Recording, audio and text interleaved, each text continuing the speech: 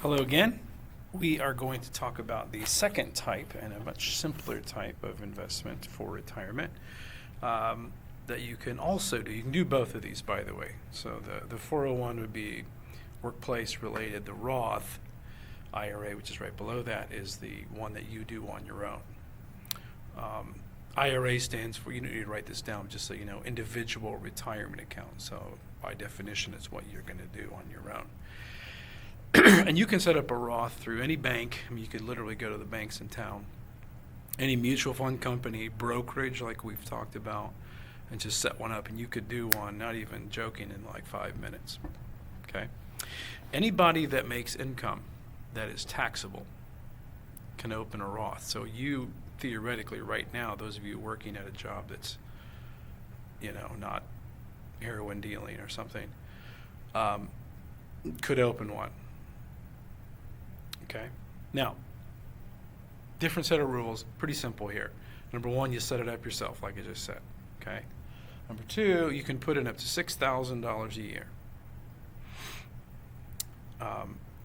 It's a pretty decent chunk because it's got to come after taxes. It's not taken out before it's taxed. It's leftover money, if you will. The odds you're going to have $6,000 laying around is probably not high. But if you put 500 in or 200 or whatever, it's something. Next, we have the flexibility. You can buy any stock, thousands, any bond, thousands, any mutual fund, any ETF. And that's like, honest to goodness, it's like 50,000 choices at least. So you can go real risky. You can have your whole Roth in Tesla, your whole Roth in Argentinian llama farms, or whatever it is. Okay? So lots of choices for people that like to do things themselves.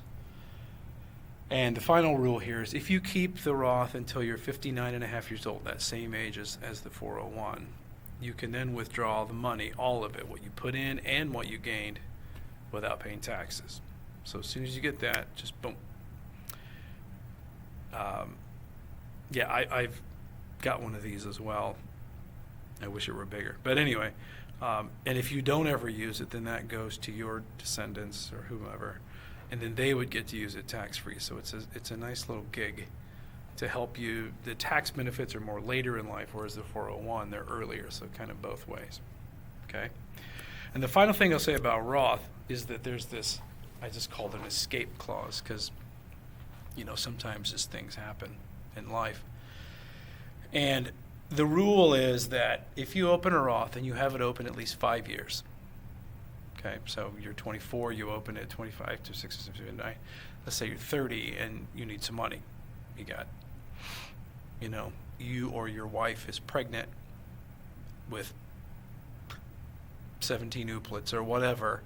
Like, oh my gosh, I got to have 17 cribs and 17 sets of diapers and so on. So anyway, you're going to need some money. What you're allowed to do is take out up to the principal, the amount you put in, without paying taxes on it. So the example I used here, this guy buys Tesla, okay, 5 years, he puts in the max every year, $30,000 is his principal. In that time, let's say it'd be more than this, hopefully, but it gains 12,000, so that stock goes up 12,000. His total is 42,000. He can take out up to $30,000 without paying taxes on it. It's kind of a nice little gig. Now, granted, if you take it out, it reduces your return and it reduces your compound later.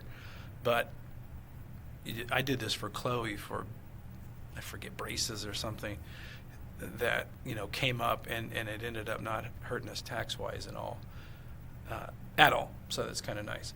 So anyway, Roth, again, kind of a later in life benefit, 401 earlier in life benefit, but both are doable, and they're both probably pretty desirable if you want to retire, well, and all that kind of stuff. So any questions, as always, just let me know. Okay, I'll talk to you later. Bye.